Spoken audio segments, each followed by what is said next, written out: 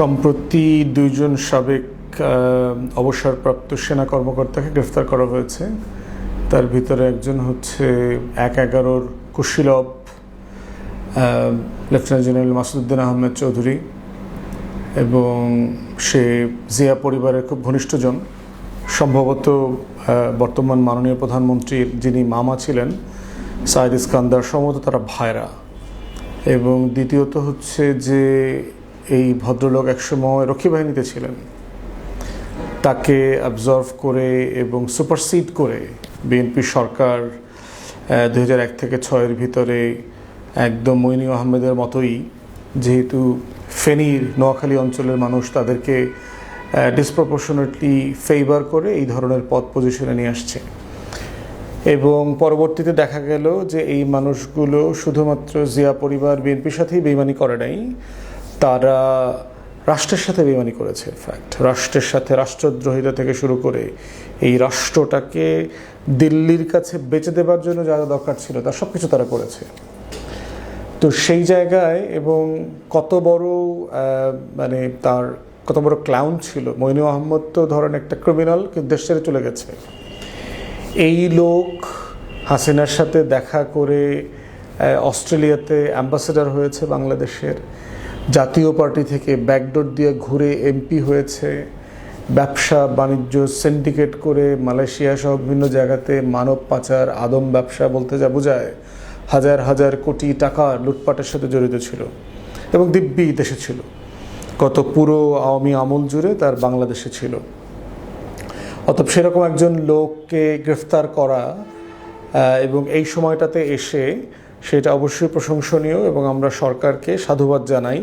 তবে অনেকগুলো কিন্তু আছে, যদি কিন্তু আছে।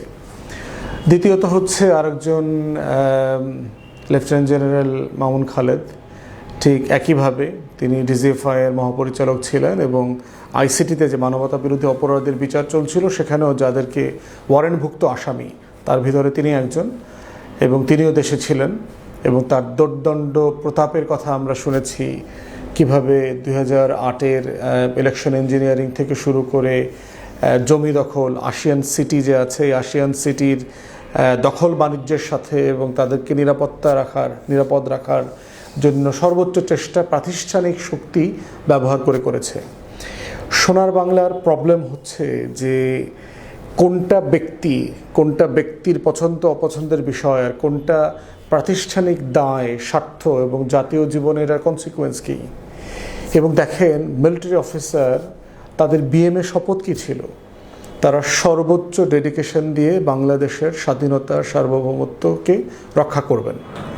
তো এই মানুষগুলো দেখেন শুধুমাত্র একটু পদবি, সুবিধা, কিছু টাকা পয়সা, লুটপাট, ব্যবসা বাণিজ্য এবং ভারতের স্বার্থ রক্ষা করতে গিয়ে রাষ্ট্রের কি পরিমাণ ক্ষতি করেছে এই মানুষগুলো, ডিসপ্রপোর্শনেটলি রাষ্ট্রের ক্ষতি করেছে।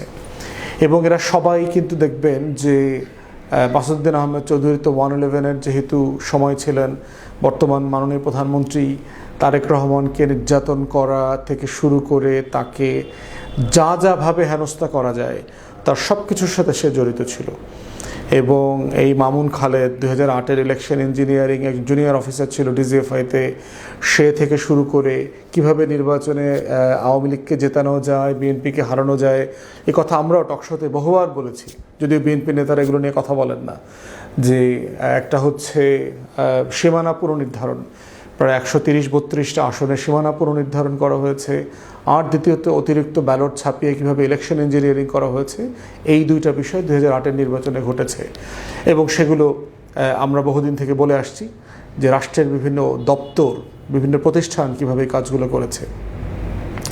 এখন আমরা এই গ্রেফতারকে সাধুবাদ জানাই নিঃসন্দেহে, কারণ তারা দুইজনই বাংলাদেশ রাষ্ট্রের স্বার্থ রক্ষা করেছে, ন্যাশনাল সিকিউরিটি থ্রেট।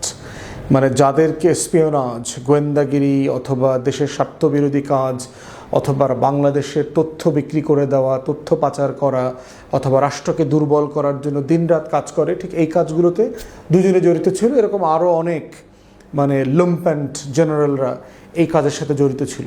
যদিও আমাদের অধিকাংশ আর্ম ফোর্সেসের যারা অফিসাররা আছেন, জওয়ানরা আছেন, সিপাহীরা আছেন, তারা শতভাগ দেশপ্রেমিক ভালো মানুষ, কিন্তু এই উপরের দিকের কিছু ক্রিমিনাল তারা বারবার বাংলাদেশের সাথে গাদ্দারি করেছে, বেইমানি করেছে। এবং এর আগেও আইসিটিতে যেহেতু অনেক মিলিটারি অফিসারের যারা গুম খুনের সাথে জড়িত ছিল তাদের বিচার চলছে, এক্সট্রাজুডিশিয়াল কিলিং থেকে শুরু করে এনফোর্সড ডিসঅ্যাপিয়ারেন্স, তাদের এগুলোর বিচার চলছে। তো সেখানে দেখলাম একজনকে, মাসুদ্দিন আহমেদ চৌধুরীকে ফেনীতে একটা জুলাইয়ের মামলায় দেওয়া হয়েছে, আর মামুন খালেদকে হচ্ছে গুমের সাথে ইনভলভ একটা মামলায় দেখানো হয়েছে। এখন আমরা আসলে বুঝতে চাই যে আসলে কি তাদের বিচার করার জন্য তাদের গ্রেফতার করা হয়েছে কিনা, না আসলে দুদকের মামলাগুলোতে আমরা এর আগে যেভাবে দেখেছি তাদেরকে গ্রেফতার করা হয়, তারপরে তাদেরকে পরিষ্কার পরিচ্ছন্নতার একটা চরিত্রের সার্টিফিকেট দিয়ে দেওয়া হয় যে না উনি খুবই আল্লাহওয়ালা ভালো মানুষ ছিল, আল্লাহর ওলি ছিল, ওনার কোনো দোষ নাই, উনি দুনিয়াতে এবং আখেরাতে একেবারে বেহেশতেও পাওয়ার মতো উপযোগী মানুষ। এইরকম এক্সঅনারেট করার কোনো ধান্দা আছে কিনা? কারণ এগুলো তো ইন্ডিয়ান অ্যাসেট। এই সরকার যেভাবে ভারতকে তুষ্ট করবার জন্য কাজ করছে, আওয়ামী লীগকে পুনর্বাসন করবার জন্য ডাইরেক্টলি ইনডাইরেক্টলি কাজ করছে, তো এইরকম সিরিয়াস ইন্ডিয়ান অ্যাসেট যারা দেশ ছেড়ে পালায় নাই, এই গত ইন্টারিমের অ্যাডমিনিস্ট্রেশনের সময় দিব্যি দেশে ছিল, তাদেরকে গ্রেফতারও করা হয় নাই, করতে দেওয়া হয় নাই, আবার 5 তারিখের পরেও তারা দিব্যি দেশে ছিল। এর মানে হইল তাদের কনফিডেন্স লেভেলটা দেখা দরকার, যে তারা ধরেই নিয়েছে যেহেতু তাদের সাথে ইন্ডিয়ান অ্যাসেট, বর্তমান সরকারের সাথে ইন্ডিয়ার একটা বোঝাপড়া আছে ক্ষমতার তা আশা এবং টিকে থাকার প্রশ্নে, সেখানে তারা হয়তো কোনো সমস্যায় পড়বেন না। কিন্তু এই জায়গাতে এই ঘটনাটা ঘটেছে, এটা আসলে কি ইন্ডিকেট করে? একটা হচ্ছে যে তারেক রহমান তার পরিবার সরাসরি যেহেতু ভিকটিম, তাদের মাধ্যমে তারা এগুলোর বিচার করতে চায়, বিচার দেখতে চায়, ন্যায্যতার সাথেই হোক সেটা চায়। দ্বিতীয়ত হচ্ছে যে আমরা আশঙ্কা করছি তাদের কোনোভাবে যেন আবার ছেড়ে না দেওয়া হয়, তাদেরকে এক্সঅনারেট না করে দেওয়া হয়, যে ফিউচারের জন্য যে আমরা লোক দেখাইলাম যে আমরা অনেক টাফ, শুধু ইন্টারিম অ্যাডমিনিস্ট্রেশনই মিলিটারি অফিসারদেরকে বিচারের মুখোমুখি করছে না, আমরাও করছি। তাজুল ইসলামকে চিফ প্রসিকিউটরের পদ থেকে সরানোর কারণে আইসিটি যেভাবে প্রশ্নবিদ্ধ হয়েছে এবং বিচার প্রক্রিয়াকে যেভাবে এই সরকার আন্ডারমাইন করেছে এবং একটা আওয়ামী ল্যাসপেন্সার গোষ্ঠীকে বিচারিক প্রক্রিয়ার মধ্য দিয়ে মুক্ত করবার চেষ্টা করছে বলে প্রতীয়মান হচ্ছে, তেমন একটা জায়গায় শো করার চেষ্টা করা যে আসলে আমরা টাফ, আসলে আমরা বিচার করব, আসলে এই যে দেখেন আমরা নতুন করে আরও 2 জন রিটায়ার্ড জেনারেলকে ধরছি, এইটার একটা দেখানোর চেষ্টা।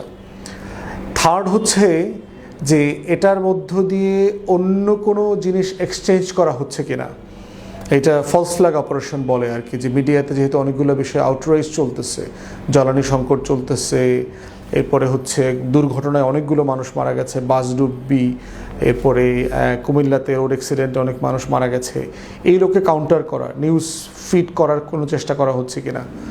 যেটাই ইন্টেনশন থাকে, আমরা এই গ্রেফতারটাকে ন্যায্য মনে করি।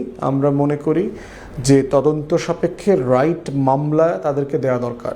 যাচ্ছে তাই আওয়ামী লীগের বিরুদ্ধে যেভাবে মামলা হচ্ছে এবং এখন দিব্যি সবাই জামিনে বের হয়ে আসতেছে, মাঝখান দিয়ে বিএনপির উকিলরা কিছু টাকা পয়সা ইনকাম করছে, এই ধান্দাবাজি আমরা আসলে দেখতে চাই না।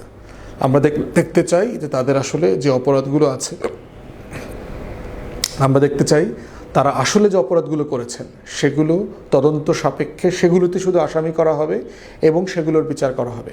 আমরা বারবার একটা কথা বলেছি যে আমাদের শত্রুর সাথে, আমার অপছন্দের মানুষটার সাথে আমি কিভাবে তার বিচারের বিষয় ডিল করি, তাকে আমি ইনসাফ দিতে পারি কিনা, সেটা দিয়ে প্রমাণ হবে যে আসলে রাষ্ট্র আকারে আমরা পরিপক্ক হচ্ছে কিনা, না আমরা আসলে ওই আওয়ামী আইয়ামে জাহেলিয়াতের যুগে আবার ফিরে যাব।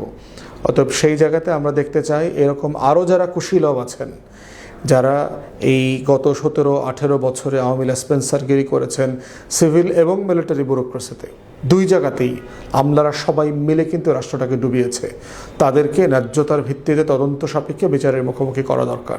কোনোভাবে যেন তাদেরকে চরিত্র সার্টিফিকেট দিয়ে গ্লোরিফাই না করা হয়, সেইটা আমরা দেখতে প্রস্তুত নই। তা আমরা সরকারকে ধন্যবাদ জানাচ্ছি সিদ্ধান্তের জন্য, টাফ ডিসিশনের জন্য, এবং এরকম টাফ ডিসিশন আমরা আরও সিরিয়াসলি সামনের দিনগুলোতে দেখতে চাই। ধন্যবাদ।